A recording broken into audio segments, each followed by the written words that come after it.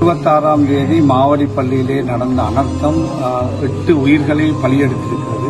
சிறிய பிள்ளைகள் உட்பட மதரசாவிலே ஓடுகின்ற மாணவர்கள் உட்பட ஒரு பரிதாபகரமான மரணம் ஏற்பட்டது. அந்த மரணத்திலே பாதிக்கப்பட்ட உயிர்களை எடுப்பதிலே நிறைய பேர் பிரியத்தினால் பொதுமக்களுடைய பெரிய உதவி, அதேபோல அரசியல்வாதிகள், தாயிர் சேனல் உட்பட எல்லோரும் மாயிர் சேனல் எல்லோரும் இதிலே பங்களிப்பு செய்தார்கள். அதேபோல மாளிகைக்காடு சாதி வந்து பெரிய பங்களிப்பை செய்திருக்கிறார்கள். அது மாத்திரமல்லாமல் சம்மாந்துறை மக்களும் காரதீவு தமிழ் சகோதரர்கள் கூட இந்த பணியிலே மிக கடுமையாக ஈடுபட்டதாக அறிகிறது.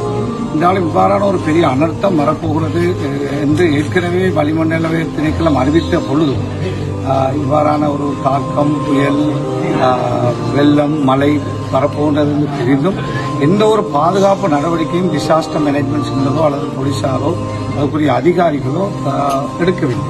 அதை இந்த இடத்திலே சுட்டிக்காட்டி ஆகிறது. ஏனென்றால் அதிகாரிகள் ஏற்கனவே அடையாளப்படுத்தியிருந்தால் இவ்வாறான ஒரு அனர்த்தம் அல்லது அந்த பாதை எல்லாம் அடையாளப்படுத்த வேண்டிய பணிகளை பாதுகாப்பு படையோ அல்லது டிசாஸ்டர் மேனேஜ்மெண்ட் சென்டரோ அல்லது அதுக்கு பொறுப்பான அதிகாரிகளோ முன்னெடுத்திருந்தால் இவ்வாறான அனர்த்தங்களை தடுத்திருக்கலாம்.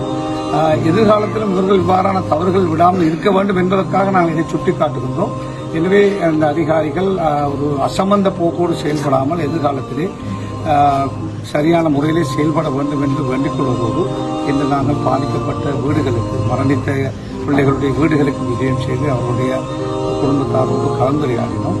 அதுபோல இவ்வாறான அனர்த்தங்கள் எதிர்காலத்தில் வராமல் இருப்பதை உறுதிப்படுத்துவதற்காக அனர்த்த மையமும் அதேபோல அரசு அதிகாரிகளும் பாதுகாப்பு தரப்பும் அரசாங்கமும் செயல்பட வேண்டும் என்று நாங்கள் வேண்டுகொள்கிறோம்.